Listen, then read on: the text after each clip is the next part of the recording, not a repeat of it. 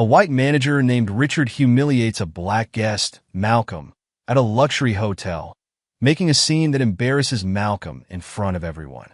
What Richard doesn't realize is that Malcolm's response will lead to consequences far beyond what he anticipated.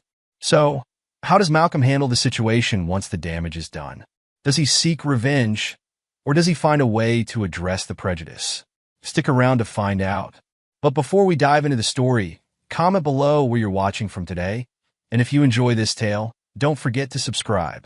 The sun was beginning to set, casting a warm, golden glow over the city as Malcolm Green's car pulled up to the entrance of the Opulence Grand Hotel. The hotel was a shining beacon of luxury, known for its impeccable service and exclusive clientele.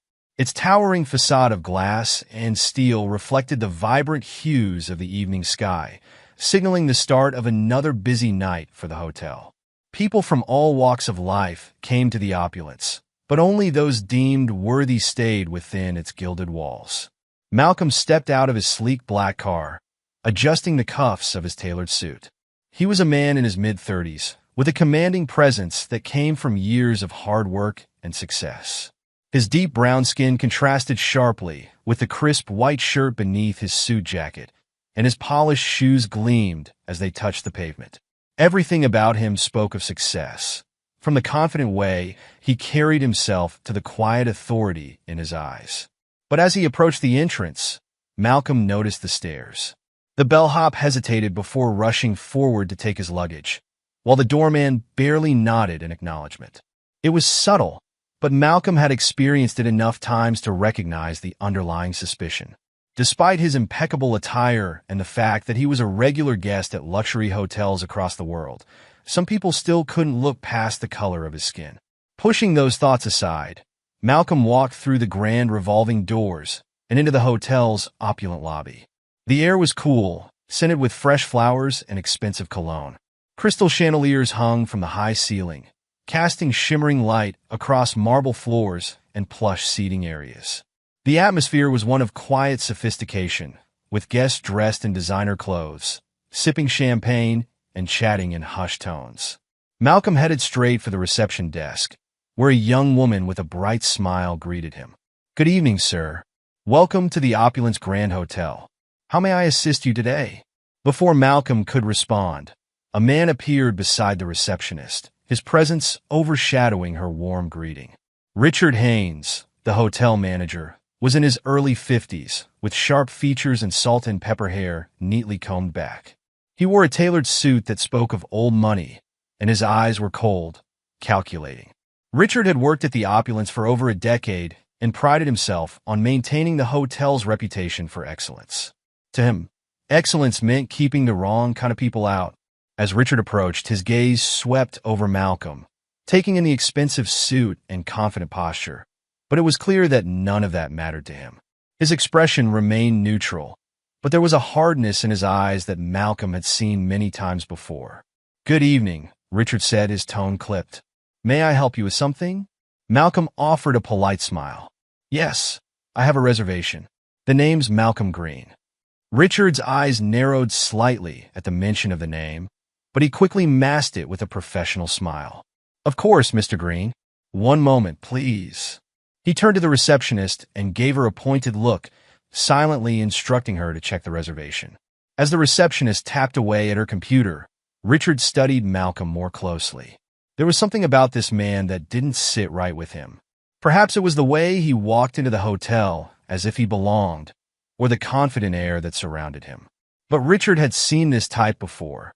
People who thought they could buy their way into any place, even if they didn't belong. The receptionist looked up from her screen, her smile faltering. "Mr. Green, I see your reservation here, but—" Richard cut her off. "I'll handle this," he said curtly. He turned to Malcolm with a look of thinly veiled skepticism. "Mr. Green, I'll need to see some identification, and if you have a credit card, I'll require that as well." Malcolm raised an eyebrow. "Is there a problem with my reservation?" Richard's smile didn't reach his eyes. "No problem at all. We just have certain protocols we follow for all our guests. I'm sure you understand." Malcolm could feel the tension in the air, but he remained calm. "I've already provided my details when I booked the room," he said evenly. "But if you need to see my ID again, I'm happy to oblige." He reached into his pocket and pulled out his driver's license and a platinum credit card, handing them both to Richard. The manager took them with a faint sneer, glancing at the card as if expecting it to be declined. While Richard inspected the ID and credit card, a few other guests began to gather around, sensing something unusual.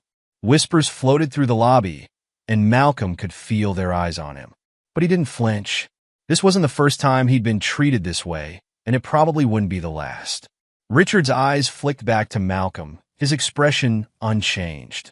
"Everything seems to be in order," he said, handing the items back. "But we do require a little more information for security purposes. I'll need to know the exact nature of your stay, as well as the details of your business here in the city." Malcolm frowned. "Is that really necessary? I've never been asked for such details at any other hotel." "It's our policy," Richard replied smoothly, though the sharpness in his voice was unmistakable. "We take the safety and security of our guests very seriously." Malcolm's eyes narrowed slightly, but he kept his voice level. "I'm here for a business meeting. That's all you need to know." Richard's lips thinned, clearly dissatisfied with the response, but he nodded curtly. "Very well. I'll have someone show you to your room." Malcolm took back his ID and credit card, slipping them into his wallet. "Thank you," he said, his tone polite but firm. He could feel the frustration bubbling beneath the surface, but he refused to let it show. Just then, a tall, slender woman in a pristine uniform appeared at Richard's side. Sophia, one of the hotel's senior concierges, offered Malcolm a warm smile. "Mr. Green, if you'll follow me, I'll escort you to your suite." Malcolm nodded his thanks, his gaze lingering on Richard for a moment longer, before turning to follow Sophia. As they walked away, he could hear the hushed murmurs of the other guests, their curiosity piqued by the unusual interaction. But Malcolm kept his head held high, refusing to give them the satisfaction of seeing him rattled. Behind him, Richard watched with a sense of smug satisfaction. He had made it clear that people like Malcolm weren't welcome here, no matter how much money they had. In Richard's mind, the Opulence Grand Hotel was a place for the elite, and Malcolm Green didn't fit that mold. As Sophia led Malcolm to the private elevator reserved for VIP guests, she tried to lighten the mood with small talk. "I hope your journey wasn't too tiring, Mr. Green. We've prepared one of our finest suites for you. I'm sure you'll find it very comfortable." "Thank you, Sophia," Malcolm replied, his voice measured. "I appreciate your help." They rode the elevator in silence after that, the atmosphere heavy with unspoken tension.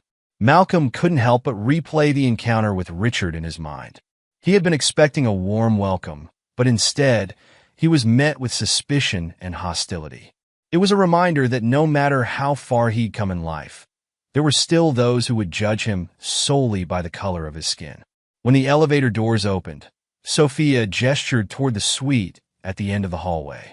"Here we are, Mr. Green. If you need anything at all during your stay, please don't hesitate to contact me." "Thank you, Sophia," Malcolm said again, offering her a brief smile. He entered the suite and closed the door behind him, finally allowing himself a moment to breathe. The suite was nothing short of luxurious. The spacious living area was elegantly furnished, with floor-to-ceiling windows offering a breathtaking view of the city skyline. A bottle of champagne chilled in a silver bucket on the coffee table, and a welcome note sat beside it, handwritten in elegant script. Everything was designed to make guests feel pampered and at ease. But as Malcolm stood in the center of the lavish room, he couldn't shake the lingering bitterness from his encounter with Richard. He had come to the city for an important business meeting, but now his thoughts were clouded with the memory of the hotel manager's cold, dismissive attitude. Malcolm walked over to the windows, staring out at the city below. The lights of the city twinkled like stars, but they did little to lift his spirits. He had worked hard to get where he was, building a successful business from the ground up. He had faced countless challenges along the way, but nothing stung quite like the casual racism he encountered in places like this. Taking a deep breath, Malcolm reminded himself that he wasn't here to dwell on negativity. He had a meeting to prepare for, and that was his priority. But even as he tried to push the encounter out of his mind, a part of him couldn't help but wonder how many others had been treated the same way by people like Richard. How many had been turned away, humiliated, or made to feel like they didn't belong. Malcolm shook his head, forcing the thoughts aside. He had bigger things to focus on. But as he sat down at the desk to review his notes for the meeting, he made a silent vow. He wouldn't let Richard's prejudice go unanswered. The man had tried to put him in his place, but Malcolm was determined to show him that his place was wherever he chose to be. Later that evening, after settling into his suite, Malcolm decided to explore the hotel's amenities. The Opulence Grand was known for its world-class facilities, and he was curious to see what it had to offer. He changed into more casual attire, a navy polo shirt and tailored trousers, and headed down to the hotel's exclusive lounge. The lounge was a sleek, modern space with low lighting, plush seating, and a well-stocked bar. Jazz music played softly in the background, adding to the sophisticated ambience. A few guests were scattered around the room, sipping cocktails and chatting quietly. Malcolm found a seat near the windows and ordered a drink, intending to relax for a while before calling it a night. But just as his drink arrived, Richard Haynes walked into the lounge. Malcolm noticed him immediately, the sight of the hotel manager bringing a sour taste to his mouth. Richard hadn't seen him yet, and Malcolm debated whether to ignore him or make his presence known. Richard, however, spotted Malcolm after a moment, and his expression darkened. The manager made his way over, his footsteps slow and deliberate. He approached Malcolm's table, his posture stiff with barely concealed disdain. "Mr. Green," Richard said coolly, "I see you're enjoying our lounge. I trust everything is to your satisfaction." Malcolm looked up at him, his expression unreadable. "Yes, everything's fine, thank you." Richard nodded, though there was no warmth in his gesture. "I just wanted to make sure. You know, we have a reputation to uphold here. We strive to provide our guests with a certain standard of service and atmosphere." Malcolm raised an eyebrow. "And you don't think I meet that standard?" Richard hesitated, but the arrogance in his voice was unmistakable. "Let's just say that we cater to a particular clientele, people who understand and appreciate what we offer." There it was, the thinly veiled insult, the subtle reminder that Malcolm didn't belong. But Malcolm wasn't in the mood to play along. He leaned back in his chair, regarding Richard with a calm that belied the simmering anger beneath. "Mr. Haynes," Malcolm began, his voice steady, "I've traveled the world, stayed in some of the finest hotels, and dined in the most exclusive restaurants. I know exactly what kind of clientele you're talking about. And let me tell you, it has nothing to do with the color of their skin." Richard's face flushed, but he quickly composed himself. "I assure you, Mr. Green, race has nothing to do with it. We simply maintain high standards." Malcolm smiled faintly. "You might want to reevaluate what those standards are." With that, Malcolm stood, leaving his untouched drink on the table. He walked past Richard, who remained rooted to the spot, and left the lounge without another word. As he made his way back to his suite, Malcolm felt a surge of determination. He wasn't done with Richard Haynes. Not by a long shot. This was just the beginning. The next morning, Malcolm Green woke up early, his mind sharp and clear. The events of the previous evening were still fresh in his memory, but rather than dwelling on them with anger, he felt a sense of calm determination. He knew he had the upper hand, and now it was just a matter of deciding how to use it. After a quick shower, Malcolm dressed in another tailored suit, this one a deep charcoal gray that exuded quiet confidence. He checked his watch. He had a few hours before his meeting, plenty of time to handle the situation with Richard Haynes. Today, the manager would learn the true meaning of consequences. Malcolm made his way downstairs to the hotel's dining area, where a lavish breakfast spread awaited guests. The room was filled with the clink of silverware and the murmur of polite conversation. As he entered, Malcolm noticed a few curious glances, but most of the guests were too engrossed in their own affairs to pay him much attention. He selected a table near the large windows, where sunlight streamed in, casting a warm glow over the room. A waiter approached, offering a friendly smile as he took Malcolm's order. It was a stark contrast to the treatment he had received from Richard the night before, but Malcolm knew that the difference lay not in the waiter's attitude, but in the fact that Richard had let his prejudice blind him. As Malcolm sipped his coffee, he mentally reviewed his plan. He would deal with Richard carefully, not revealing his true identity until the time was right. There was no need for anger or confrontation, just a simple, quiet demonstration of power that would leave no room for doubt about who was really in charge. About halfway through his meal, Malcolm saw Richard enter the dining room, his gaze sweeping over the tables as if he were inspecting the guests. When their eyes met, Richard's expression hardened, but he quickly masked it with a thin smile as he approached Malcolm's table. "Good morning, Mr. Green," Richard said, his tone devoid of warmth. "I trust you had a pleasant night's rest?" Malcolm looked up from his plate, his expression calm. "I did, thank you. The suite is quite comfortable." "I'm glad to hear it," Richard replied, though his eyes told a different story. "If there's anything you need during your stay, don't hesitate to ask. We aim to provide our guests with the highest level of service." Malcolm smiled faintly, sensing the tension beneath Richard's polite facade. "I appreciate that. Actually, there is something I'd like to discuss." Richard's eyes narrowed slightly, but he nodded. "Of course. What can I help you with?" Malcolm set down his coffee cup and leaned back in his chair, studying Richard for a moment before speaking. "I'd like to meet with the general manager. There are a few things I'd like to go over regarding my stay here." The request seemed to catch Richard off guard, and for a brief moment, his mask slipped, revealing a flash of annoyance. "I'm afraid that won't be possible, Mr. Green.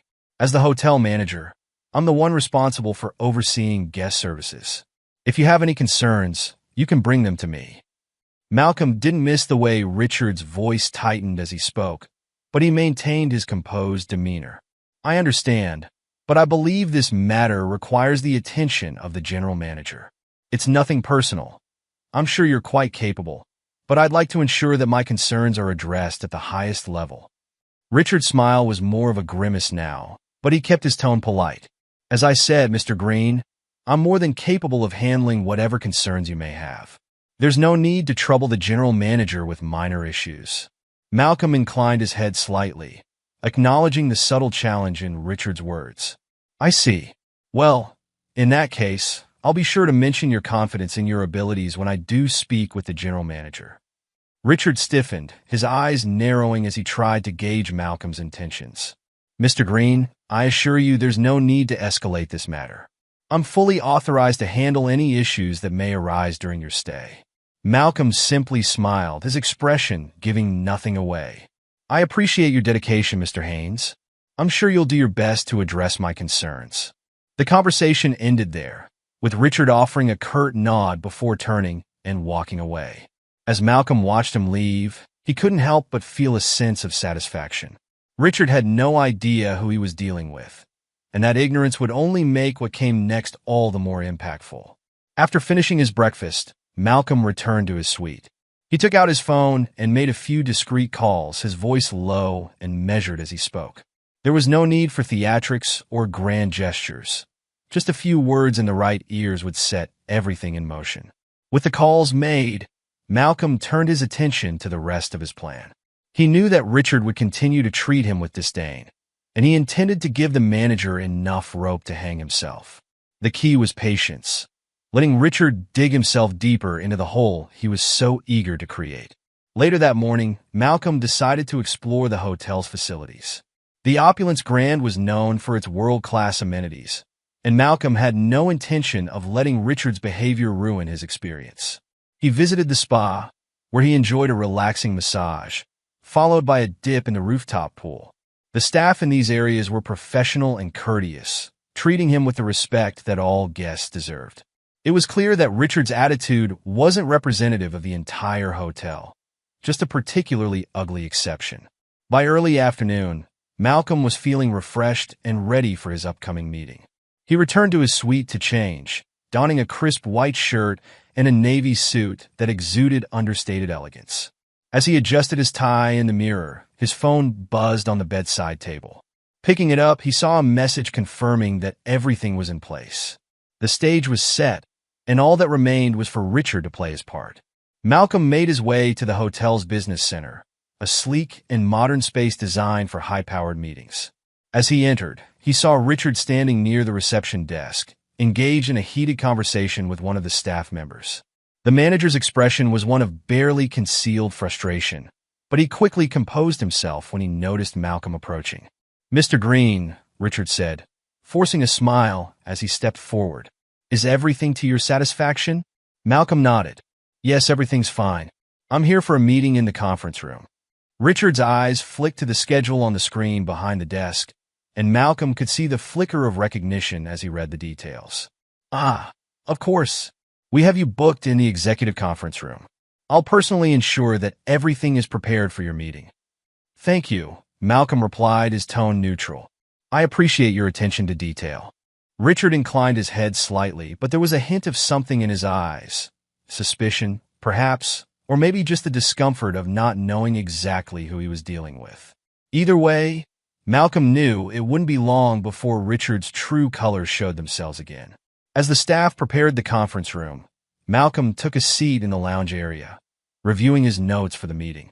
He could feel Richard's eyes on him from across the room, the manager's curiosity piqued by the apparent importance of the event.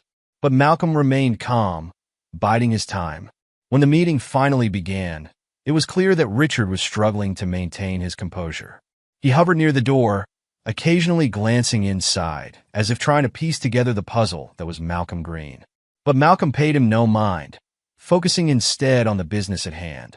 The meeting went smoothly, and by the time it ended, Malcolm was more convinced than ever that his plan would work. As the other attendees filed out of the conference room, Malcolm lingered behind, allowing Richard to approach him once more. The manager's expression was a mix of curiosity and unease, his polite facade beginning to crack under the pressure of his own suspicions. Mr. Green, Richard began, his voice carefully measured, I hope your meeting was productive. If there's anything else you need during your stay, please don't hesitate to let me know. Malcolm looked at him, his gaze steady and unyielding. Actually, there is something I'd like to discuss with you, Mr. Haynes. Richard's eyes flicked with interest, but he kept his tone neutral. Of course. What can I assist you with? Malcolm gestured for Richard to take a seat, and the manager complied, though his posture remained stiff and guarded. I wanted to get your perspective on a few things, Malcolm began, his tone casual, but with an undercurrent of purpose. Specifically, your approach to management here at the Opulence Grand. I'm curious to know how you maintain such high standards. Richard blinked, clearly caught off guard by the question. Well, Mr. Green, it's all about attention to detail. We have strict policies in place to ensure that our guests receive the best possible experience. That means being selective about who we allow to stay here and making sure that everyone upholds our standards of behavior. Malcolm nodded, feigning interest. I see. And how do you decide who meets those standards? Richard hesitated, sensing that this was more than just idle curiosity. We evaluate each guest on a case-by-case basis, he said carefully. It's important to maintain the right atmosphere at a hotel like this. Malcolm's gaze didn't waver. He knew exactly what Richard was implying, even if the manager was trying to dress it up in polite language. And by the right atmosphere, you mean an environment where only a certain type of guest feels comfortable? Perhaps a type that aligns with your personal preferences? Richard shifted uncomfortably in his seat, the implication hanging heavily in the air. Mr. Green, I assure you, we don't discriminate against anyone. Our policies are designed to maintain a level of exclusivity, but that's simply because our clientele expects it. Exclusivity, Malcolm repeated, the word rolling off his tongue with a hint of disdain. And does that exclusivity extend to people who look like me? Richard's composure faltered for a split second, but he quickly recovered. As I said, we don't discriminate. However, we do expect our guests to meet certain standards. Malcolm leaned forward slightly, his voice soft but firm. Tell me, Mr. Haynes, what exactly are those standards? Because from where I'm sitting, it seems like the only standard you're concerned about is skin color. Richard bristled, his mask of professionalism slipping as his frustration began to show. Mr. Green, I think you're misinterpreting our policies. We're simply trying to maintain the luxury and prestige that our guests expect. Malcolm smiled faintly, but there was no humor in it. I understand perfectly, Mr. Haynes, and I want you to understand something as well. I'm not the kind of person who lets things like this slide, but I'm also not the kind of person who acts out of anger. Richard's eyes narrowed, sensing a shift in the conversation. What exactly are you saying, Mr. Green? Malcolm's smile widened, though it remained cold. I'm saying that you're going to learn a very important lesson about what it means to judge someone based on your prejudices. And I think it's time you learned that lesson the hard way. Richard opened his mouth to respond, but before he could speak, Malcolm continued. But before we get to that, I have a few more questions for you. For example, how do you handle complaints from guests? What's your process for addressing issues? Richard hesitated, clearly unsure of where this was going. We take all complaints seriously and address them promptly. Our goal is to ensure that our guests are satisfied and that their concerns are resolved to their satisfaction. Interesting, Malcolm said, his tone thoughtful. And how do you determine whether a complaint is valid? Do you take the guest's word for it? Or do you have to be convinced that their issue is worth your time? Richard's discomfort was growing more evident with each passing minute. We evaluate each situation individually. It's important to listen to the guest, but we also have to consider the bigger picture. The bigger picture, Malcolm echoed. And what does that picture look like to you, Mr. Haynes? Richard's patience was wearing thin, and he struggled to keep his tone civil. Mr. Green, I'm not sure what you're trying to imply, but I assure you, our policies are fair and equitable. Malcolm didn't respond immediately. Instead, he reached into his pocket and pulled out his phone, placing it on the table between them. I've been recording this conversation, Mr. Haynes. I think it'll be interesting to see how your words hold up when they're played back for your superiors. Richard's eyes widened in shock, his composure finally cracking. You've been recording me? Without my permission? Malcolm's gaze remained steady. I don't need your permission to record a conversation that involves discriminatory behavior. And let's be clear, you've made it very obvious that you believe certain people don't belong in this hotel. That's not just unethical, Mr. Haynes. It's illegal. The color drained from Richard's face, and he quickly tried to regain control of the situation. Mr. Green, I think there's been a misunderstanding. I never meant to. Save it. Malcolm interrupted, his voice firm. I don't want to hear your excuses. I've given you plenty of chances to do the right thing, and you've chosen to dig yourself deeper into this hole. Now, you're going to face the consequences. Richard's panic was evident now, and he stammered as he tried to backpedal. Mr. Green, please, let's talk about this. I can assure you, we can resolve this matter amicably. Malcolm stood up, his posture commanding as he looked down at Richard. Oh, we'll resolve it, Mr. Haynes. But not the way you're hoping. I've already made the necessary calls, and by the end of the day, your superiors will be fully aware of how you've been running things here.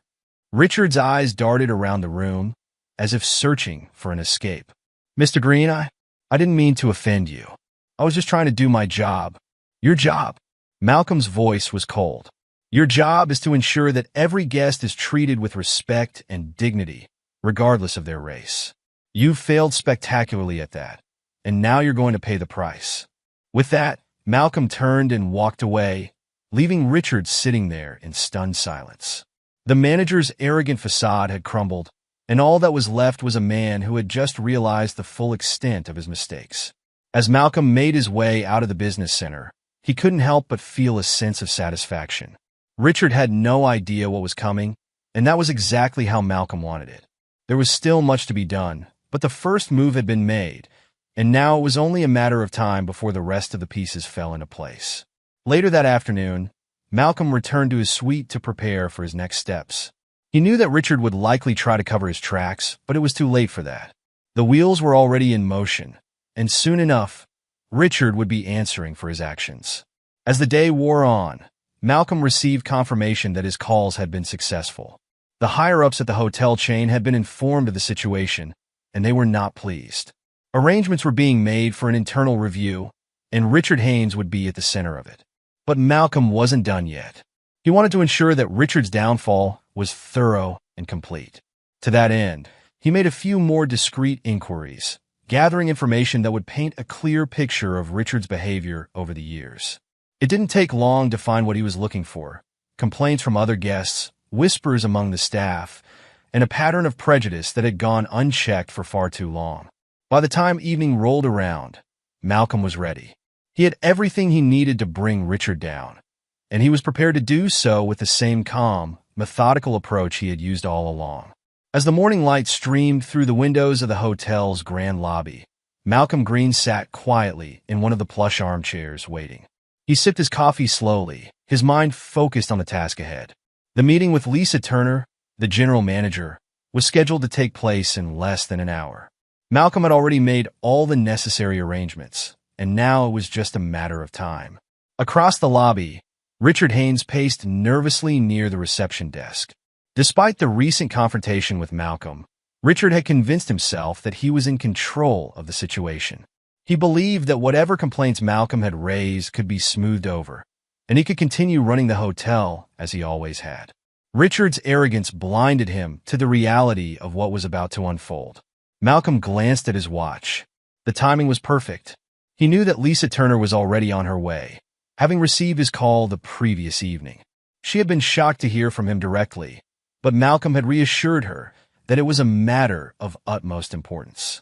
Lisa was no stranger to high-profile guests, but this situation was different. Malcolm was not just any guest. He was a powerful figure within the hotel's parent company, a man whose influence extended far beyond the walls of this luxury establishment. A few minutes later, the sound of high heels clicking against the marble floor caught Malcolm's attention. He looked up to see Lisa Turner entering the lobby, her expression focused and professional.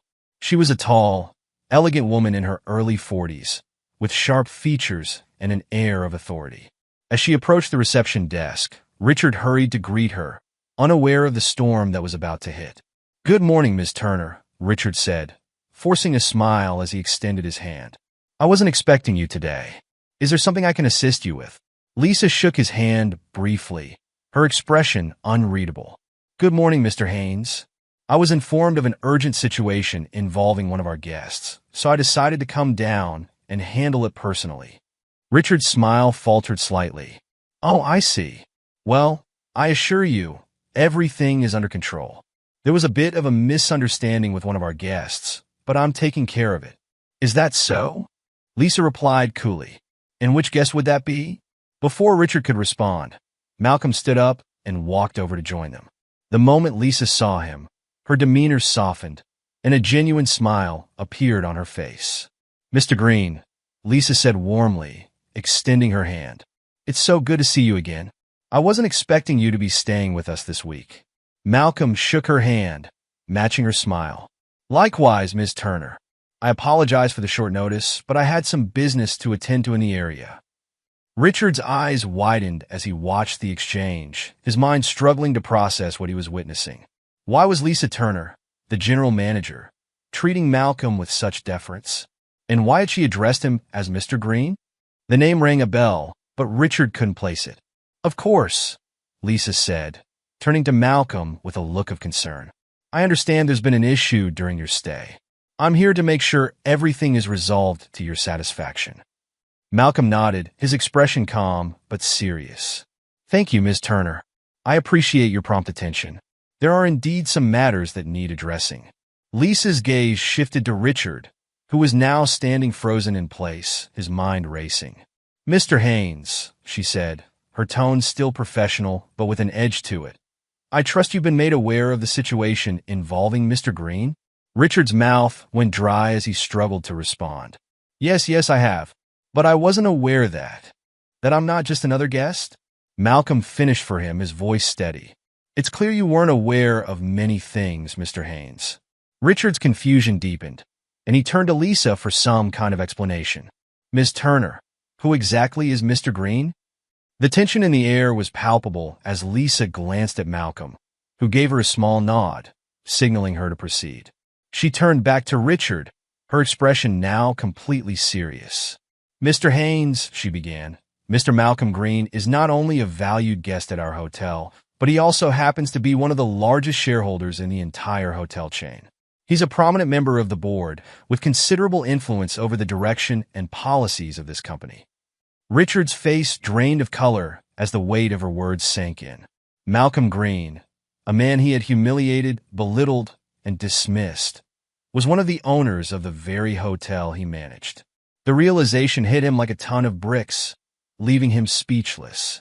For a long moment, Richard could do nothing but stare at Malcolm, his mind reeling. When he finally found his voice, it was shaky and filled with desperation. "Mr. Green, I had no idea.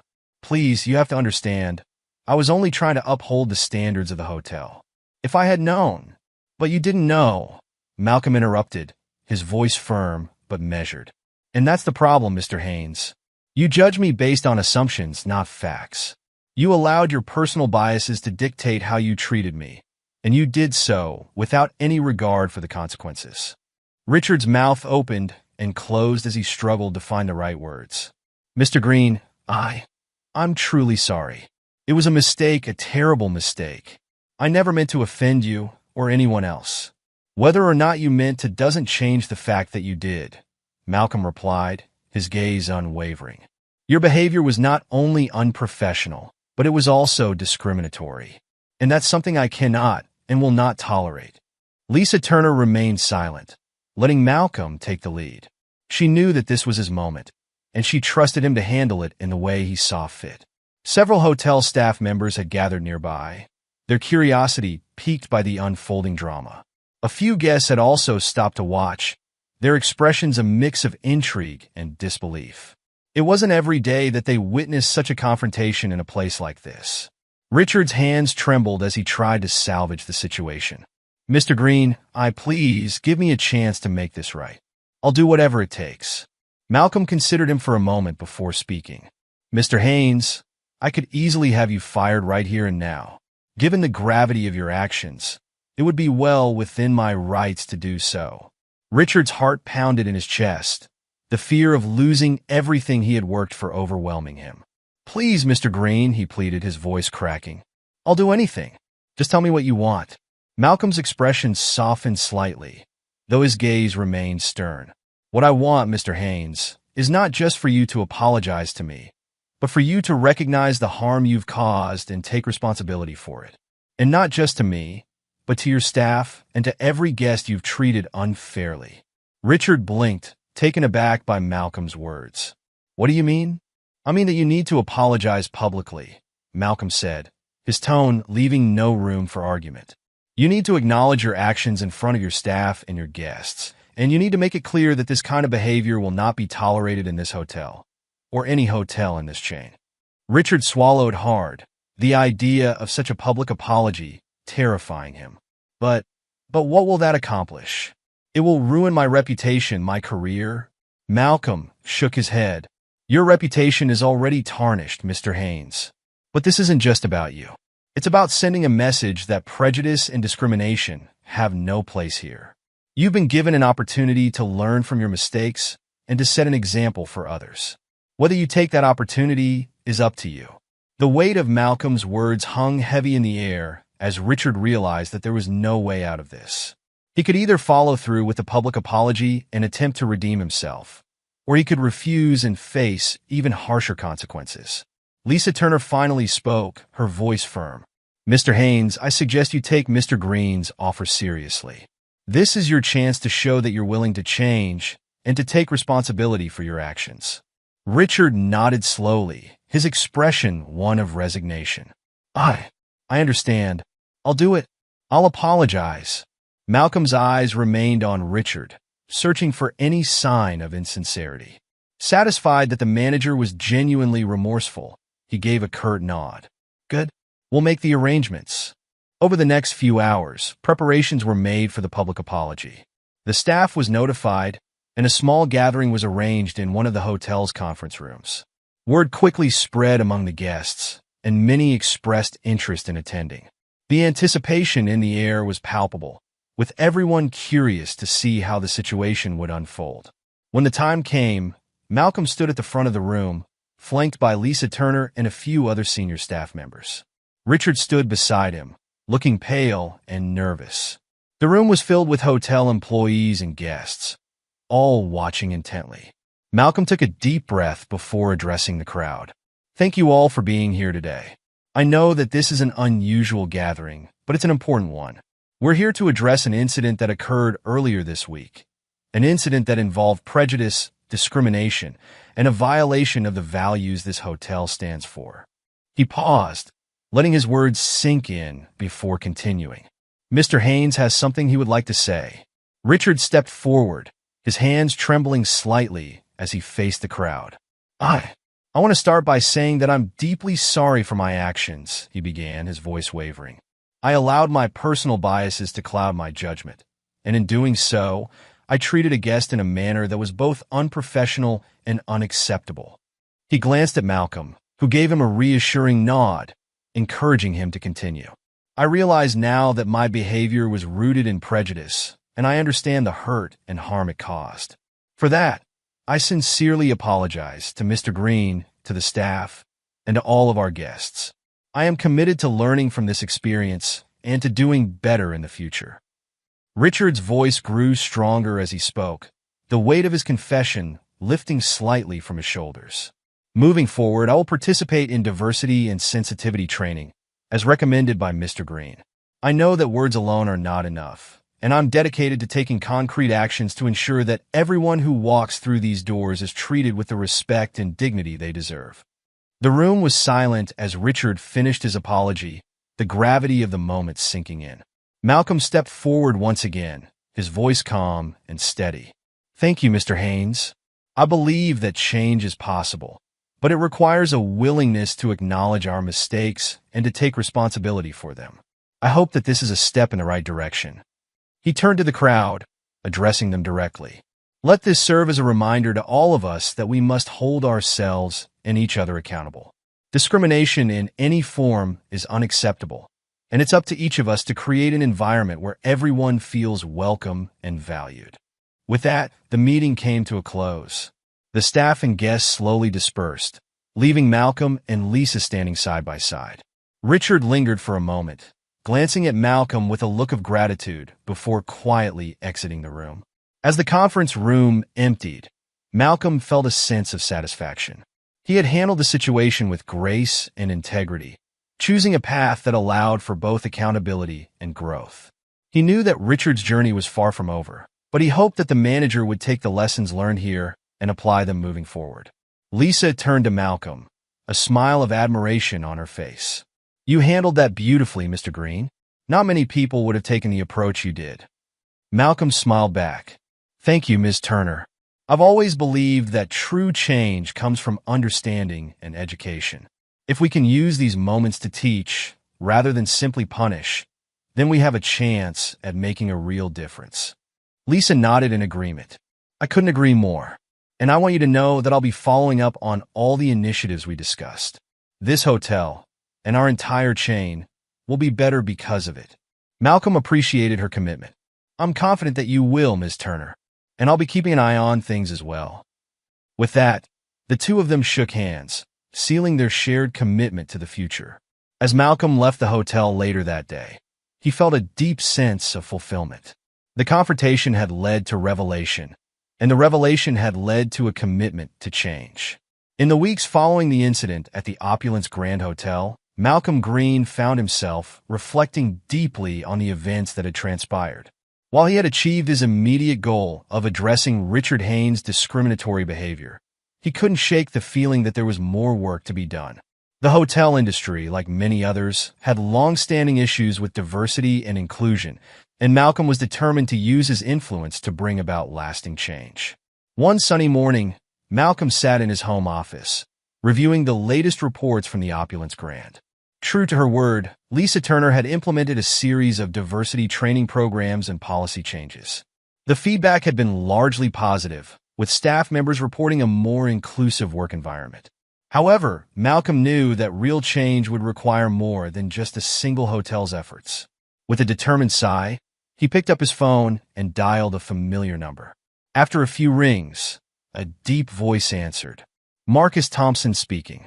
Marcus, it's Malcolm, he said, leaning back in his chair. I hope I'm not catching you at a bad time. For you, Malcolm? Never. Marcus chuckled. What's on your mind? Malcolm took a deep breath before diving in. I've been thinking about what happened at the Opulence Grand, and I believe we have an opportunity here. An opportunity to make some real changes in our industry. There was a brief pause on the other end of the line. Go on, Marcus said, his interest piqued. I want to propose a company-wide initiative, Malcolm continued. Not just diversity training, but a complete overhaul of our hiring practices, our customer service policies, everything.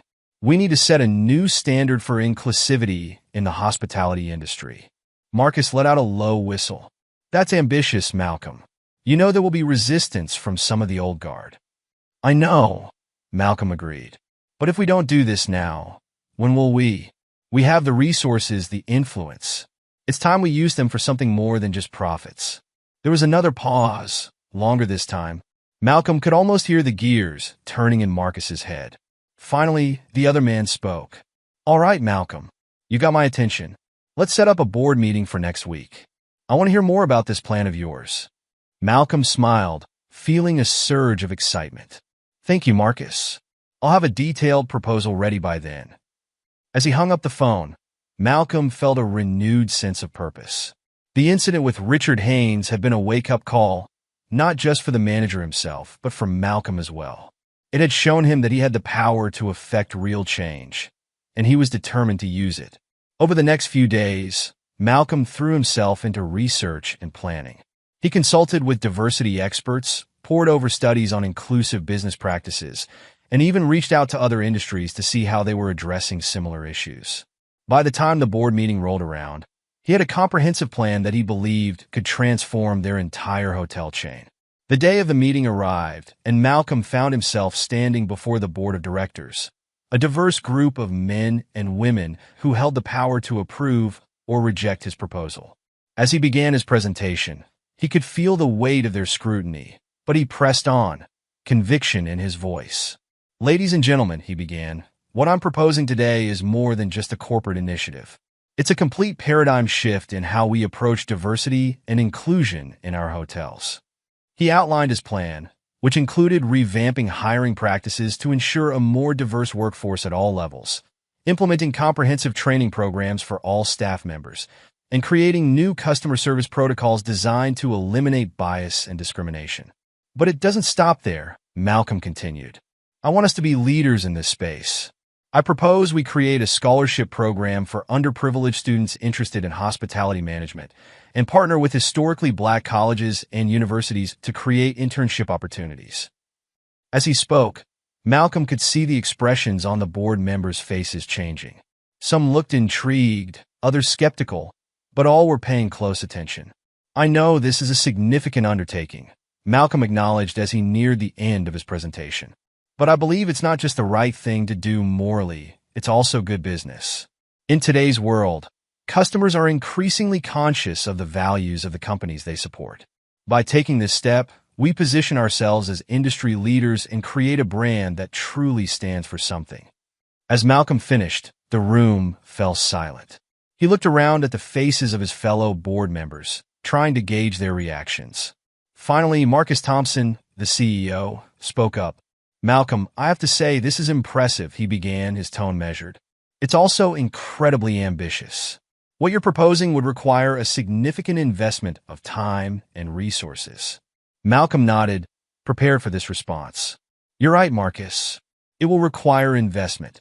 But I believe the long-term benefits, both in terms of our reputation and our bottom line, will far outweigh the initial costs. Another board member, Janet Lee, leaned forward. I agree with Malcolm, she said, her voice firm. We've been talking about making changes like this for years. It's time we actually did something substantial. The discussion continued for over an hour, with board members raising questions and concerns. Malcolm addressed each one calmly and confidently, drawing on his extensive research and preparation. By the end of the meeting, he could sense a shift in the room. The skepticism hadn't entirely disappeared, but there was a palpable energy, a sense of possibility. Marcus called for a vote, and Malcolm held his breath as hands were raised. When the final tally was announced, he couldn't help but smile. The proposal had passed with a solid majority in favor. As the board members filed out of the room, many stopped to congratulate Malcolm on his presentation. Marcus was the last to leave, hanging back to speak with Malcolm privately. Well done, Malcolm, he said, clapping him on the shoulder. You've given us a lot to think about and a lot of work to do. I hope you're ready for the challenge. Malcolm nodded, feeling a mix of excitement and determination. More than ready, Marcus. This is just the beginning. Over the next few months, Malcolm found himself busier than ever as he worked to implement his ambitious plan. He assembled a task force of experts in diversity and inclusion, human resources professionals, and key staff members from various hotels in their chain. Together, they began the painstaking process of overhauling policies, creating new training programs, and developing partnerships with educational institutions. One afternoon, as Malcolm was reviewing the latest draft of their new hiring guidelines, his phone rang. It was Lisa Turner from the Opulence Grand. "Mr. Green," she said, her voice tinged with excitement. "I hope I'm not interrupting, but I wanted to share some news with you." "Not at all, Lisa," Malcolm replied, setting aside his paperwork. "What's happening?" "Well, remember that scholarship program you proposed? We've just selected our first recipient. Her name is Tanya Johnson, and she's a brilliant young woman from Southside Chicago. She'll be starting her hospitality management degree this fall." Malcolm felt a warmth spread through his chest. This was exactly the kind of impact he had hoped to make. "That's wonderful news, Lisa. I'd love to meet her when she starts her internship with us." "Of course," Lisa agreed. "And there's more. Remember Richard Haynes?" Malcolm's interest piqued. "Yes, of course. How is he doing?" "He's changed, Mr. Green," Lisa said, a note of surprise in her voice. "After completing his diversity training, he asked to be involved in our community outreach programs. He's been volunteering at local schools, talking to students about careers in hospitality. It's like he's a different person." Malcolm nodded, pleased but not entirely surprised. He had always believed in the power of education and second chances. "That's good to hear, Lisa. Keep me updated on his progress." As he hung up the phone, Malcolm felt a sense of satisfaction. The changes were starting to take effect, not just in policies and procedures, but in people's hearts and minds. It was a small start, but an important one. However, not everything was smooth sailing. As news of the company's new initiative spread, there was pushback from some quarters. A few longtime employees resigned, uncomfortable with the changes. Some customers threatened to take their business elsewhere, claiming the company had become too political. Malcolm had anticipated this resistance and was prepared to face it head-on. He wrote op-eds for major publications, explaining the importance of diversity and inclusion in the hospitality industry. He gave interviews, sharing his own experiences and the company's vision for the future. One particularly memorable moment came during a television interview with a skeptical host who questioned the need for such sweeping changes. "Mr. Green," the host began, his tone challenging, "some would say that your company is going too far, that you're prioritizing political correctness over customer service. How do you respond to that?" Malcolm leaned forward, his gaze steady. "I would say that those people fundamentally misunderstand what we're trying to achieve. This isn't about political correctness. It's about creating an environment where every guest, regardless of their background, feels welcome and valued. And it's about building a workforce that reflects the diversity of the communities we serve. That's not just good ethics, it's good business." The host pressed on. "But aren't you worried about alienating your traditional customer base?" Malcolm smiled. "Our traditional customer base is changing. The world is changing. We're not just reacting to that change, we're leading it. And I believe that the vast majority of our customers will appreciate and support that leadership." As the months passed, Malcolm's words proved prophetic. While there was some initial turbulence, the company began to see positive results from its new initiatives. Employee satisfaction scores increased, particularly among minority staff members who reported feeling more valued and supported. Customer feedback was overwhelmingly positive, with many guests specifically mentioning the diverse and welcoming atmosphere of the hotels. 1 year after the incident at the Opulence Grand, Malcolm found himself back at the hotel, this time for a very different reason. The company was hosting a gala to celebrate the success of their diversity and inclusion initiatives and to award scholarships to the next round of students entering their program. As Malcolm stood at the podium, looking out over the crowd of employees, industry partners, and scholarship recipients, he felt a profound sense of pride and accomplishment. "A year ago," he began, his voice strong and clear, "an unfortunate incident occurred in this very hotel. An incident that could have ended with anger and recrimination. Instead, it became the catalyst for change. Change not just in one hotel or one company, but in an entire industry." He paused, his gaze sweeping across the room. "I see that change reflected in the faces before me tonight. In our employees, who now truly represent the diverse tapestry of our society, in our partners who have joined us on this journey towards greater inclusion, and in our scholarship recipients, the future leaders of our industry who will carry this torch forward. As Malcolm continued his speech, he noticed Richard Haynes standing near the back of the room. The former manager caught his eye and gave a small nod, a gesture of respect and gratitude. Malcolm nodded back, acknowledging the man's journey and growth. "But our work is far from over," Malcolm continued. "We've made great strides, but there is still much to be done. Discrimination and bias still exist in our society, and by extension, in our industry. It is up to all of us to continue this fight, to keep pushing for greater equality and inclusion." He raised his glass. "So tonight, we celebrate our achievements, but tomorrow, we get back to work. Because every guest who walks through our doors deserves to feel welcome, respected, and valued. And every employee deserves to work in an environment where they can thrive, regardless of their race, gender, or background." As the room erupted in applause, Malcolm felt a tap on his shoulder. He turned to see Tanya Johnson, the first recipient of their scholarship program, standing beside him. "Mr. Green," she said, her voice filled with emotion, "I just wanted to thank you. Without this program, I never would have had the opportunity to pursue my dreams. You've changed my life."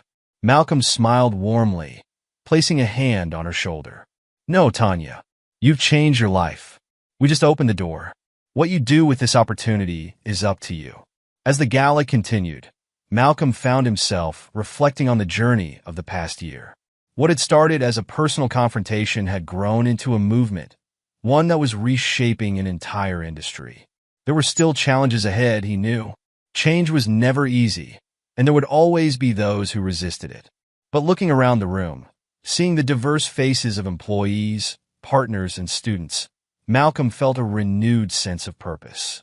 This was more than just about hotels or hospitality. It was about creating a world where everyone felt valued and respected, regardless of their background.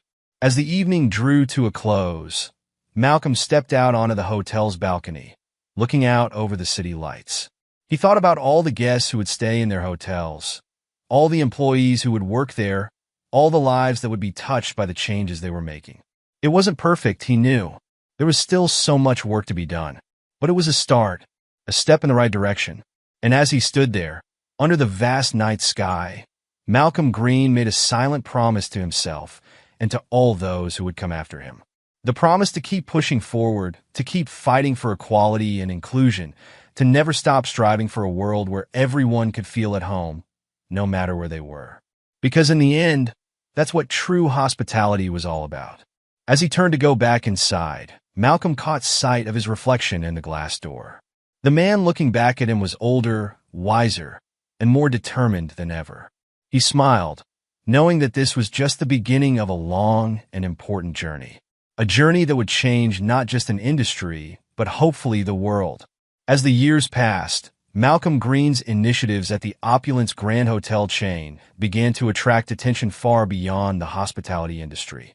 What had started as a response to a single incident of discrimination had grown into a movement, inspiring other companies and even policymakers to take a closer look at their own practices.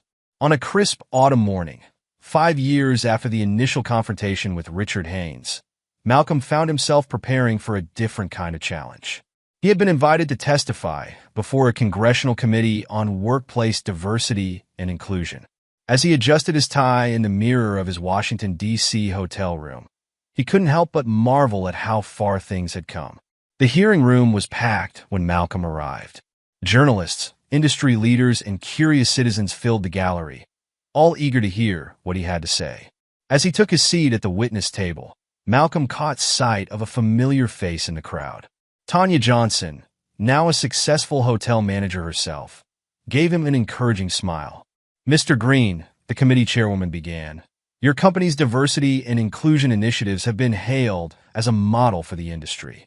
Can you tell us what prompted these changes and what impact they've had?" Malcolm leaned towards the microphone, his voice clear and confident. "It all started with a single incident of discrimination at one of our hotels. But rather than simply addressing that isolated event, we saw an opportunity to tackle the root causes of bias and inequality in our industry as a whole. He went on to detail the comprehensive changes they had implemented, from revamped hiring practices to ongoing training programs and community partnerships. The impact has been profound, he continued.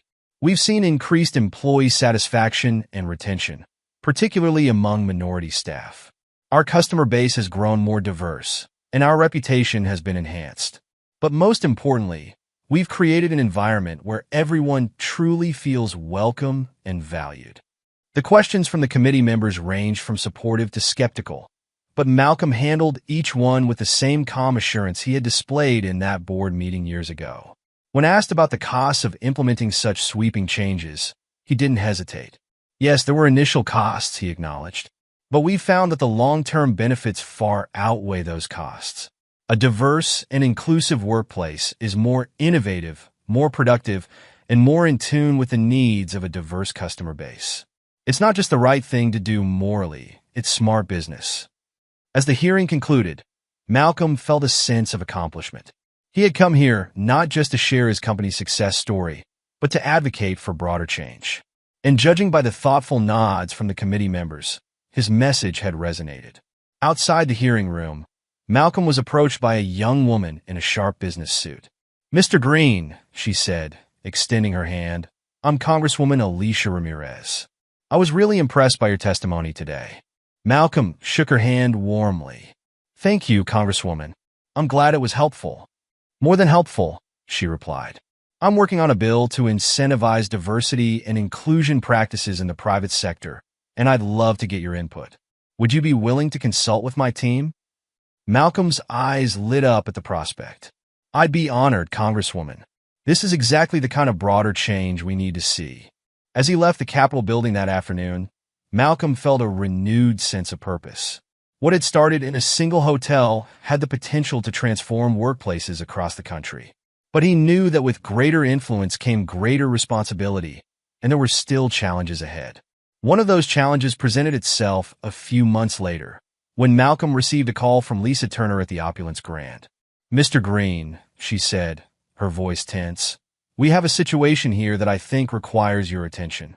It turned out that one of their hotels in a small, conservative town was facing backlash from the local community. The hotel had recently hired a transgender woman as a front desk manager, and some local groups were calling for a boycott. Malcolm listened carefully as Lisa explained the situation. "How is the employee handling all this?" he asked. "Sarah's been incredibly professional," Lisa replied. "But I can tell it's taking a toll on her.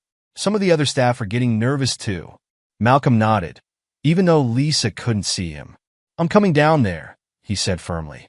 "We need to address this head-on." 2 days later, Malcolm stood before a town hall meeting in the hotel's largest conference room. The atmosphere was tense, with angry murmurs rippling through the crowd. But Malcolm remained calm as he took the podium. "I understand that many of you are upset," he began, his voice steady. "Change can be uncomfortable. But I want to ask you all a question. When you check into a hotel, what matters most to you?" He paused, looking out over the sea of faces. Is it the color of the person's skin behind the desk? Their gender identity? Or is it the quality of service they provide? The warmth of their welcome? The efficiency with which they meet your needs? A hush fell over the room as people considered his words. Malcolm pressed on. "Sarah is an exceptional employee. She's professional, courteous, and highly skilled at her job. Those are the qualities that matter in hospitality. Those are the qualities we look for in all our employees." He took a deep breath before continuing. "Our company stands for inclusion. We believe that everyone deserves to feel welcome, both as guests and as employees. We won't compromise on that principle, no matter how much pressure we face. But we also believe in being good neighbors. We want to be a positive force in this community. So I'm here to listen to your concerns, to answer your questions, and hopefully, to find a way forward together." The discussion that followed was heated at times, but Malcolm maintained his composure throughout. He answered questions patiently, shared personal stories, and gently challenged assumptions. By the end of the evening, while not everyone was fully convinced, the mood in the room had shifted. The calls for boycott had quieted, replaced by thoughtful discussions about acceptance and community. As the crowd dispersed, Sarah approached Malcolm, tears in her eyes. "Thank you," she said softly. "I've never had anyone stand up for me like that before." Malcolm placed a comforting hand on her shoulder. "You're part of our family now, Sarah, and we stand by our family." The incident in the small town made national news, further cementing Malcolm's reputation as a champion for diversity and inclusion. But it also brought new challenges. Conservative pundits accused him of pushing a woke agenda, while some activists criticized him for not going far enough. Malcolm weathered the storm with the same quiet dignity he had shown throughout his career. He continued to advocate for change, not through grand gestures or inflammatory rhetoric, but through steady, consistent action and open dialogue. As his influence grew, Malcolm never forgot the incident that had started it all. He made a point of staying in touch with Richard Haynes, the former manager whose discriminatory actions had set this whole journey in motion. Richard had continued his personal growth, becoming an advocate for diversity in his own right. On the 10th anniversary of the confrontation at the Opulence Grand, Malcolm invited Richard to speak at a company-wide conference on inclusion. As Richard took the stage, visibly nervous, Malcolm gave him an encouraging nod. "10 years ago, I made a terrible mistake," Richard began, his voice shaky but determined. "I let my biases and prejudices control my actions, and in doing so, I not only hurt Mr. Green, but I betrayed everything that true hospitality stands for." He paused, taking a deep breath. "But Mr. Green did something I didn't expect. Instead of simply punishing me, he gave me an opportunity to learn, to grow, to become better.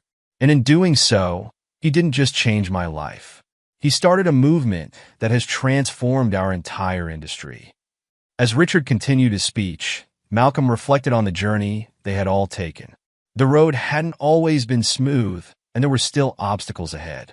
But looking out at the diverse faces in the audience, seeing the pride and sense of belonging in their eyes, he knew that every challenge had been worth it. After the conference, Malcolm took a quiet moment alone on the hotel's rooftop terrace. The city sprawled out before him, a tapestry of lights and lives intertwined. He thought about all the people in those buildings, the hotel guests, the employees, the communities they served, each one with their own story, their own struggles and triumphs. He had started this journey wanting to right a single wrong, to address one incident of discrimination. But it had become so much more than that. It had become a mission to create a world where everyone, regardless of their background, could feel at home wherever they went.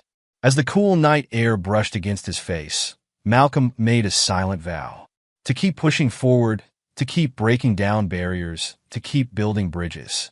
Because he knew that the work was far from over. There would always be new challenges, new forms of discrimination to combat, new minds to open. But he was ready for it, and he wasn't alone. He had built a community, a movement of people committed to making the world a more inclusive place, one interaction at a time. As he turned to go back inside, Malcolm caught his reflection in the glass door. The man looking back at him had grown older, lines of experience etched on his face. But his eyes still burned with the same passion, the same determination to make a difference. He smiled, knowing that while he had already accomplished more than he had ever dreamed possible, the most exciting chapters of this story were still to be written. And he couldn't wait to see what the future held. What would you have done if you were in Malcolm's position when Richard came to apologize? If you enjoyed this story, please consider subscribing to my channel. I put a lot of time and effort into crafting these impactful narratives, and your support truly means the world to me. Thank you for being a part of this journey.